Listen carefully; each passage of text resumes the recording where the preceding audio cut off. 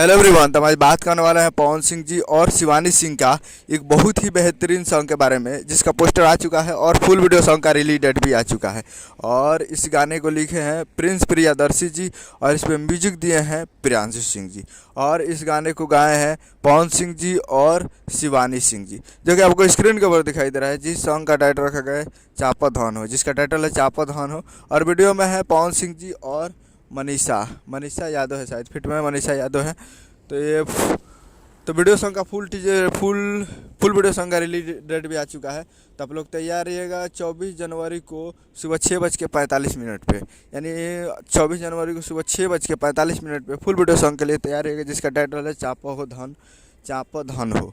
तो बहुत ही बेहतरीन होने वाला है और ये आने वाला है Pawan Singh official YouTube channel पे। Pawan Singh official YouTube channel पे इस फुल वीडियो सॉन्ग को रिलीज़ किया जाएगा। तो आप लोग तैयार रहेगा 24 तारीख को सुबह 6:45 पे। उम्मीद करूँगा वीडियो अच्छा लगा तो चैनल को सब्सक्राइब बेल आइकन प्रेस करके साहिल लाल यादव जी पवन सिंह जी का लेटेस्ट न्यूज़ लाता रहे। वीडियो अच्छा तो वीडियो को एक लाइक कीजिए और चैनल को सब्सक्राइब कीजिए। मिलते हैं अगले वीडियो में, तब तक के लिए जय हिंद जय भोजपुरी।